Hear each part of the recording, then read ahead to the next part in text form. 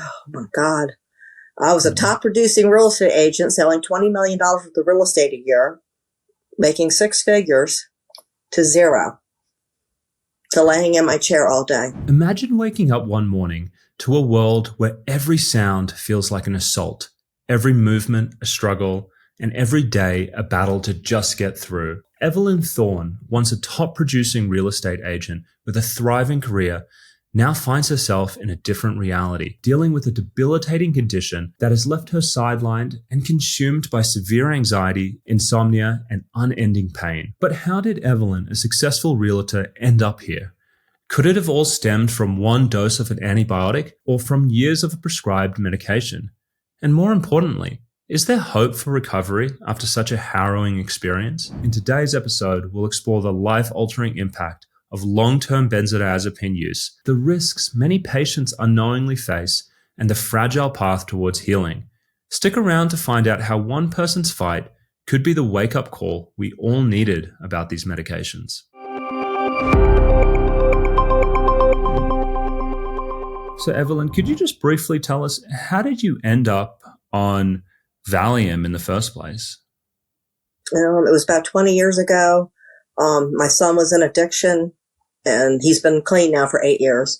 My daughter had a baby that was born with a lot of neurological disorders, and she passed away at 18 months. And I was going through a divorce at the time. So that's how I ended up on it. And of course, nobody ever told me, oh, you're only supposed to be on this 2 to 4 weeks. I just took it as prescribed. I never ran out, never took them like I wasn't supposed to. I took them as prescribed. Okay. And did it work for you at the time? Yes, it did. Yeah. Okay. It made me calm, relaxed. Mm-hmm. Okay. And how long did you take the drug for before you started thinking about wanting to come off? 20 years. I just decided to come off August of, was it 2023? Mm-hmm. Yeah, August of 2023 is when I decided to start coming off. What was going on in your life at that time to prompt the decision? Well, I'd had surgery in April of 2023. I had an adrenal gland removed, and also had some surgery done. It was called UPJ, where they had to reroute my ureter. And they put me on mega doses of Cipro at the time. And when I got out of the hospital, I don't know, I started going crazy. I was like waking up sweating, having anxiety. I was just not sleeping. I was just acting like a crazy person. And I called my doctor, and we just decided to start tapering me off. This was before I got into any of the benzo groups or knew anything about what they were doing to me. I didn't know anything at that time. And how did the problem with the Cipro lead the doctor to suggest to you that you needed to come off the Valium? Say that again? Yeah. Well, so it sounds like you have this problem with the high doses of Cipro, and shortly thereafter, you decide to taper the Valium. What was the connection between the two? What was the rationale to come off the Valium after you had the problem with the Cipro? I don't know. I didn't even correlate the two at the time until I got into the benzo groups and realized that if you take Cipro, it blocks the benzos from working. I don't know. I just know that after I got off of it, I talked to my doctor that prescribes for me, and, she just decided to make some changes, and she said, I think you need to come off the Valium now. So we decided to start tapering. Yeah. And this was before I knew anything about Cipro and, benzos or anything like that. Yeah. And so for the listeners out there, Cipro is part of a group of antibiotics called fluoroquinolones, and the other common one is levofloxacin. And it can do two things that are really interesting in regards to Evelyn's story. First, independently, it can cause catastrophic neurological damage and sometimes even muscle tears in the Achilles. And so some people who take this medication, which is commonly given for things like urinary tract infections or sinus infections, they'll develop a global neuropathy, ear ringing, burning in their hands and feet, lots of anxiety. And that's terrible. it's a neurological injury that can take some time to recover from. But the other thing that's interesting with Evelyn is that there seems to be a relationship also between fluoroquinolones and benzodiazepines, in that some people think that these drugs can displace benzodiazepines from the receptor and trigger acute withdrawal. And that is hypothetically another reason why, when people are on benzodiazepines and they get exposed to this class of medications, that they develop a lot of neurological problems, which Evelyn's about to tell us about. So it sounds like we may not really know whether it was a combination between the fluoroquinolone and the benzo, or whether it was just a Cipro problem. But walk us forward from there. How did your life change after being exposed to these mega doses of fluoroquinolones? Oh my God. I was a top producing real estate agent selling $20 million worth of real estate a year, making six figures, to zero, to laying in my chair all day. Ask my husband. Tell him. She's been laying in her chair for, I guess in the last month, she's been improving. But she just lived in a recliner. I call it the death chair. I tried to get her up and get her mind off of it. But she just laid in the chair. I could not do anything to help her. I haven't been able to go to the grocery store. I haven't been able to even I'm probably going to cry. I'm traumatized by this. I can't even make a grocery list, Dr. Josef. It's like I'm brain damaged. It's like I have a new computer program I need to learn for my real estate. I can't even focus to learn it. It's like my brain isn't working anymore. It's just, I don't know. It's horrible. I've had insomnia, anxiety, agoraphobia, suicidal ideation, toxic naps. I'd lay down to try to go to sleep, and I'd have these horrible thoughts and just jump up out of the chair, waking up in the middle of the night sweating. I mean, like a tiger's chasing me. Fright and flight, just like a tiger's chasing me or a bear's chasing me in the woods. That feeling. It's just horrible. How long has this been going on for, Evelyn? Since the last 14 months. Okay. The whole time. I've been tapering the whole time. Yeah. And so you mentioned a lot about the things that you're no longer able to do. Okay, top producing real estate agent, 20 million in sales a year to nothing, laying in a chair all day. Can you just bring to life what the experience is inside your body and your mind a little bit more? Because I think people hear these things, but they may not fully understand what the person is experiencing to have them become that disabled. Walk us through like what a bad day was for you, just so people can really get the texture of what it's like to have one of these injuries occur. Okay, well, every morning I'd wake up. Well, I hardly slept through the night, and every morning when I wake up, I'm sweating, and I have to get out of bed. I can't just lay there, because if I lay there, my heart starts pounding out of my chest, like horrible. So I'll get up and I'll come in here and lay in my recliner. And then I'll try to go back to sleep. And then I have these like ruminating thoughts of horrible things happening. And it jolts me like out of a panic. Just what I call it is a mind F. And I can't say that word on here, but that's what I call it. It's like my mind is like scrambled. Like I can't think straight. I don't know like what to do. Don't know which way to go. It's like I can't chronologically do anything in an order. I used to be able to like cook dinner and, do the steps. And it's like I can't do that anymore. I just can't. I've heard a lot of people describe this, they say, I'm losing my mind. And then when I ask them to describe what's happening, they typically say that they are constantly plagued by anxious, negative thoughts, sometimes even verging on paranoia, because they're in such a negative place. And on top of that, they're suffering with cognitive impairment as well, where they can't be organized, they can't really remember things.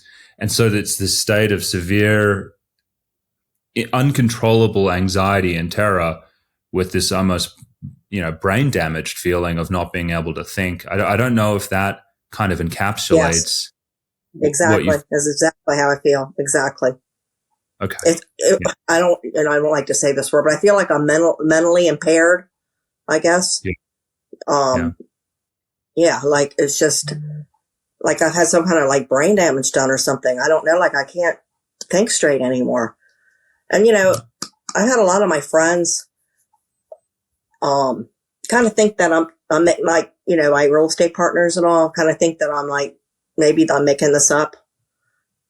And like, they don't believe me and I've asked them to read things, but I'm not making this up. This is like real, what I'm going through. And it's been sad. I've lost a lot of people and, I don't talk to a lot of people anymore. I just kind of here, it's sad. Yeah. It's been really sad. Yeah. I feel like I've lost my life over this drug and I'm mad. Yeah. I'm really angry right now. And I want to do something. I want to shout out to the world. Yeah. You mentioned the, I think, and please let me know if this is or isn't something you're experiencing. But from when I talk to people with protracted injuries, their nervous system becomes so sensitized that it's hard to see people. Just even talking to people can become emotionally overwhelming. And so people end up confined to their homes, and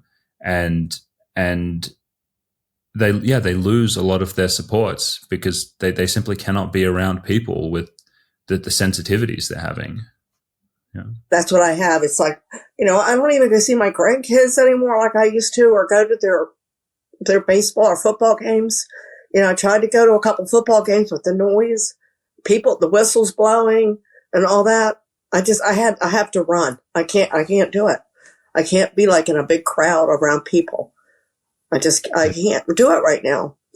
And it's not me. I'm a social person. I'm a realtor. I've been doing this 38 years. I'm used to being out there with people, socializing. And my whole life is just like over. It's done. I feel like it's just done. Yeah. I mean, and I can't imagine how hard that is because from what I know about realtors, and gosh, I love realtors, and sometimes when I'm having we play hard, we work hard, and we play hard.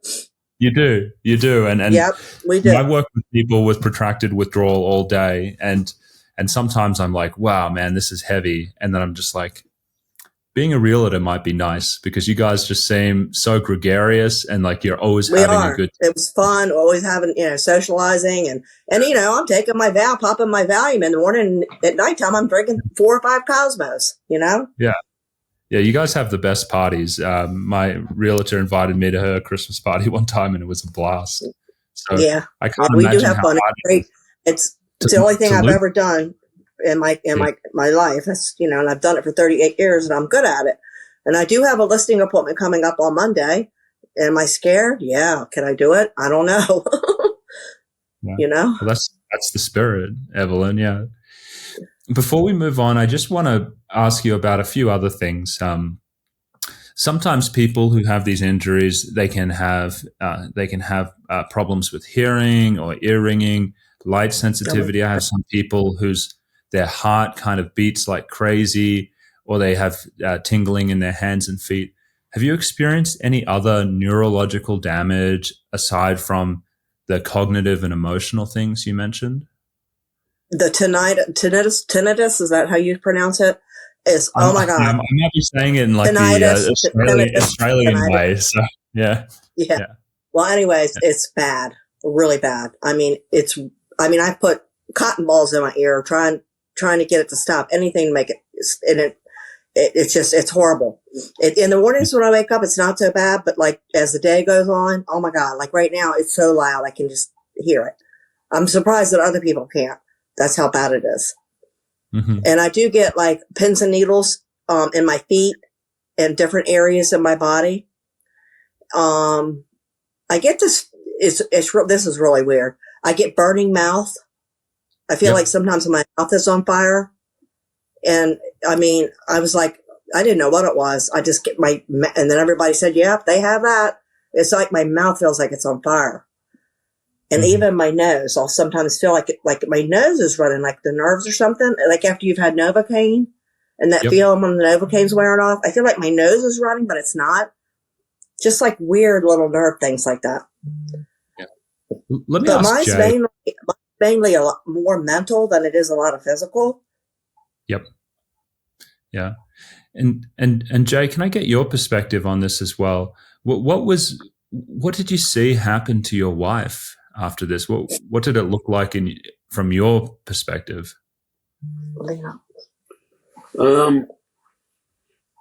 I didn't really know anything about benzos. I've never taken any in my life, and all the symptoms, as she was saying, I just could not believe it. And then I started researching it.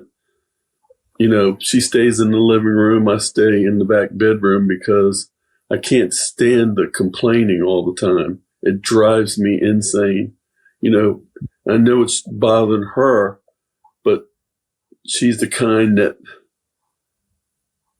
has to talk about it all the time. And I keep telling her to just do something, stay busy, try to get your mind off of it. Distract. I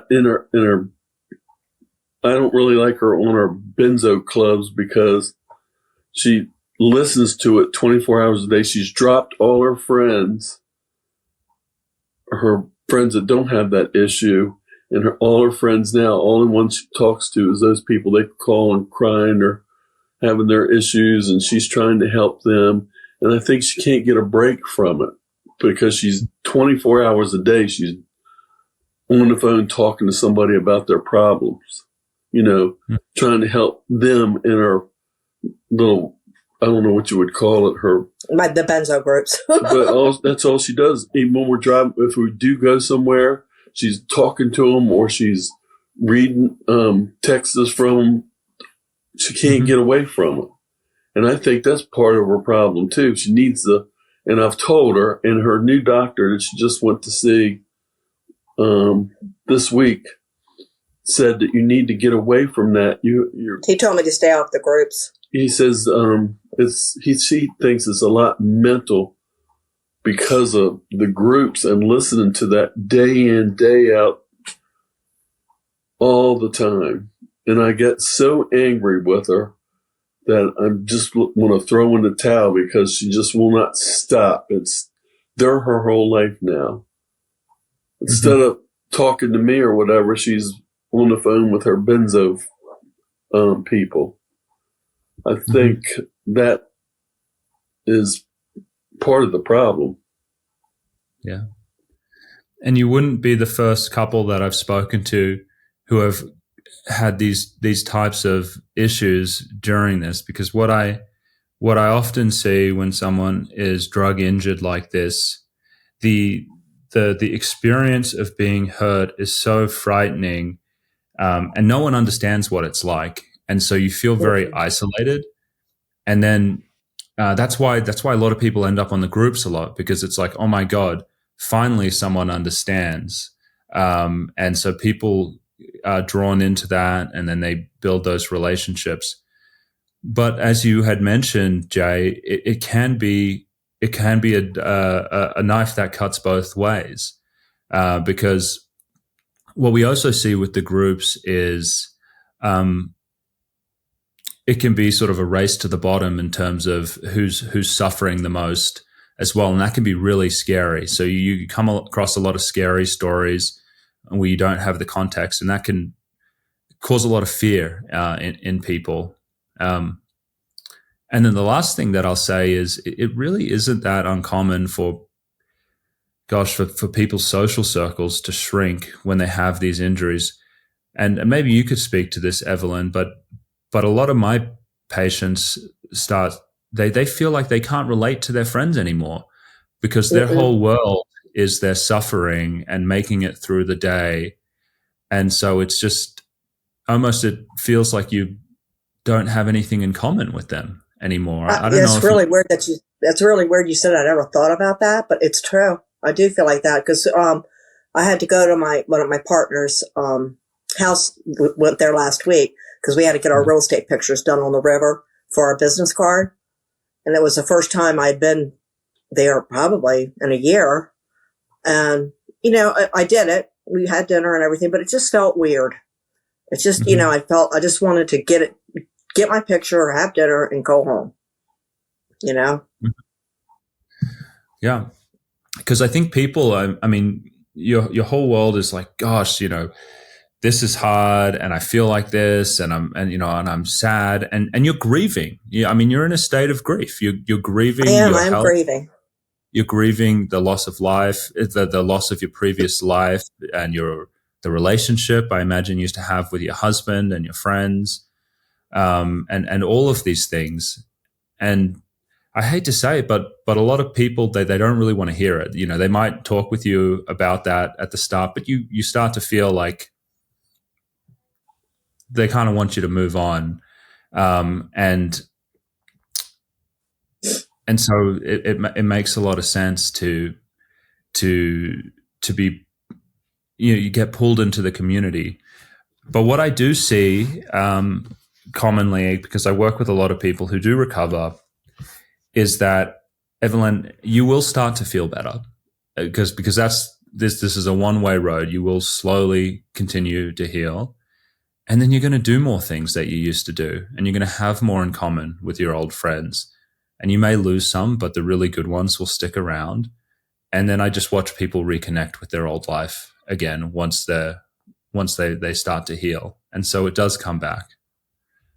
I mean, my husband has been, he's like, I got to say, I know he doesn't agree with me being on the groups and all that, but he's been awesome this last 14 months as far as helping me, like cooking me breakfast and waiting on me.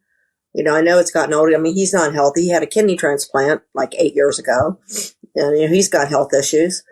And seeing me go through this, it's been really hard. Joe, what has it been like? How's your life changed since this happened to Evelyn? Well, she's not the same person that I married. We had a lot of fun. She was real active and funny, and everybody loved being around her because you never knew what was going to happen next. And but now it's the same old gloom every single day for 1.5 years. It's awful. I get so tired of it. As a matter of fact, when I get up in the morning, I do fix her breakfast and I see how she's doing, but I soon go outside. I can't take listening to that all the time. I'm one phone call away if she needs me, but I can't stand to be around her because that's all she talks about. She always talks about benzos. Even when we go for a car ride, I have to listen to it for the whole drive. And I asked her, I said, stop. When you go somewhere, try to enjoy something else other than that. I have a hard time distracting. And she won't stop talking about benzos. Even when I'm trying to drive, she's putting benzo stories in front of my face. I know, I'm like while obsessed. I'm driving. She's obsessed with this benzo stuff, and it's driving me insane. I'm going to be the basket case. Yeah. And I guess, and with the couples that I've spoken to who have had this, gosh, it's hard. They struggle with the loss of the friendship. They struggle with the loss of being intimate when one partner is really hurt, and it really, really impacts the relationship. And what we normally, we have to get to the point where we can support the spouse of the injured person in having some life. And so they if they can, they go on trips, they go and see their buddies because they do need to get away, because what Jay says is right. It can feel suffocating to, for the spouse's whole life to all of a sudden be kind of pulled into this. And it's no good if both people get terribly depressed. We need one person to be able to keep on going because, Jay's your support. And so it's such a challenge for a couple to endure and navigate, because I see both sides. Yeah. And then I also know Even in that my relationships, even in my relationships with my kids and everything, I just don't, everything's just like, feels strange right now. It's like, I feel disconnected, like a disassociation or something. Like I remember one day when I was early in my taper, I remember one day I was driving on a road I drive all the time, where I sell real estate. And it's like I had to pull over on the side of the road because it's like I looked around me and it's like I didn't know where I was. It was the weirdest thing. It was like it was like I had this, I can't even explain it. Mm-hmm. And then I got to the point I was scared to drive. Yeah. Well, what I will say is, Evelyn, I mean, if you are able to drive and do a little bit of work or at least kind of ease into it, that's a really promising sign. I know you've been in the chair like nonstop for the last 14 months, but that's really promising because I do know a lot of people who can't do that.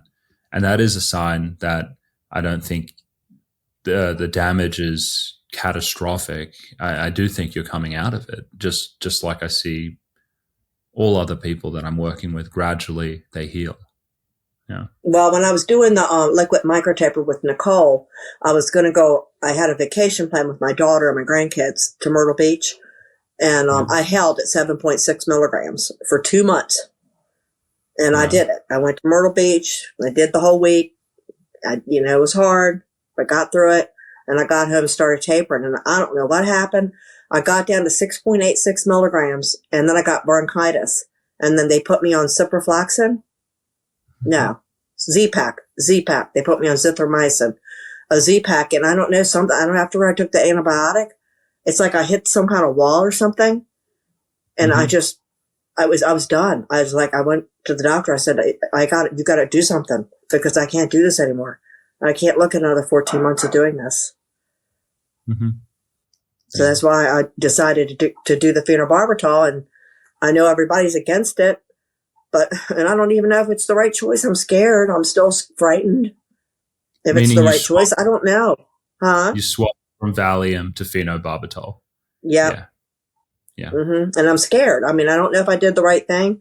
I've talked to 3 people that did it, that were in my benzo group, and they did it successfully, and they got off their benzo.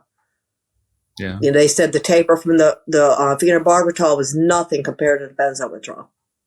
Yeah. They said, and a lot of people are against it in the groups because when you go to rehab, they usually only do it like 7 to 14 days or like 28 days. But my doctor's not doing that. He's treating me outpatient, and he's keeping me on it longer. So I think that's why a lot of people in the group don't understand maybe what I'm doing. I don't know. Mm-hmm. But I know when I took it, like the 3 days after I took it, I went and got a manicure, a pedicure. I went and got a massage. All that anxiety went away, like I was being chased by a tiger. All that went away completely. That's incredible. Yeah. I know. Mm-hmm. I do want to ask, but before you went on to the phenobarbital, had you seen any improvement in your symptoms since you got originally drug injured, or had it been the same the whole time? The same. I never had one window of the whole 14 months tapering.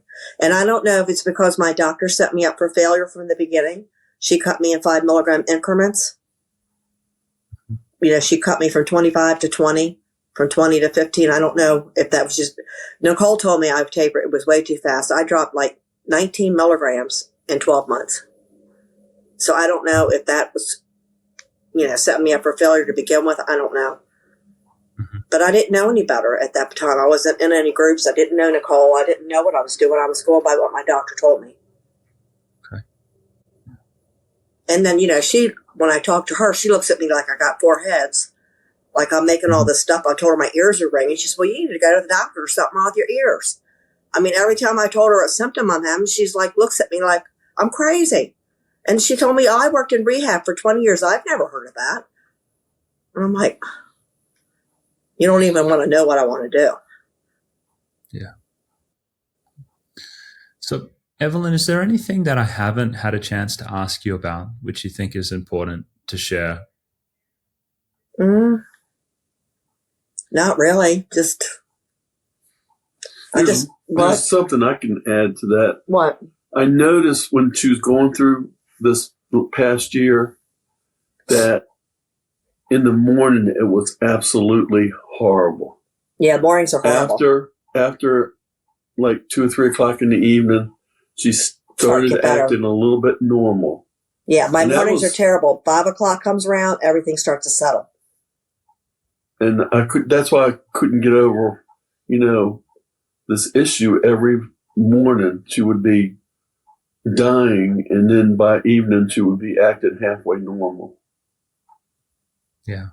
I mean, I could have bared it if it was just evenings I was living with her, but it was the mornings and stuff when... And I understand that has something to do with the cortisol rush or something? Yeah. I mean, no one knows for sure, but I think that makes a lot of sense, because there's something when you have one of these brain injuries, your neurons are really sensitized. And so, I mean, they can be sensitive to other drugs. They can be sensitive to stress. They can be sensitive to just being around in social situations, but they can also be sensitive to your body's own physiology. And so in the mornings, adrenaline, cortisol, all of that is rising to get the person to wake up. And if you have really sensitive neurons, it's going to bristle against them and it's going to cause worse symptoms. And it's the same reason why when people have these naps, I think there's something about going to sleep and waking up, those physiological changes, that are happening in your body that are just brushing up against those damaged neurons, and they just trigger intense symptoms. And so it is a very common thing that we see with a lot of people who are drug injured. And it goes away. A question I have for you that I've always wondered is, do you think that you get to an age, like I'm 67 now, I might have another 10 years left if I'm lucky, okay? 10, maybe 15, if I'm lucky. I mean, don't you think that at my age, just leave me on it, let me be? Mm-hmm. That's what I keep thinking. Maybe I should just stay on it and just, let me be. Just put me back on it and let me go back to my normal life. Mm-hmm. Yeah, that's a really good question. I think your situation is more complicated because you were hurt by the Cipro, and after someone has one of these injuries, you're in so much pain and you're sitting around and you're going, why am I still feeling so terrible? And then you go, well, I'm still on this benzodiazepine, and now I've had this injury from the Cipro. Maybe this drug is harming me now. Maybe it's interacting with my nervous system that's all janked up now, and I should come off. And so in your situation, I think there was a bit more of an argument for like, let's see how you do off the drug. But for some people, like if I met someone who was, in their 80s and they'd been on the drug for 50 years and they were stable, I'm leaving it alone. Because what would be the point at that time? So yeah, I do think for some people, if they're not having problems, you would just leave it alone. Okay, and then let's say I have an appointment Thursday with the doctor again with the phenobarbital doctor. I went to an addiction doctor, and let's just suppose if I decided this isn't working for me and I wanted to go back on it, could I go back on it at this point? Or is that not a good idea? Yeah, I would talk with your doc about it. And I mean, the aim of the whole thing is having you become functional again.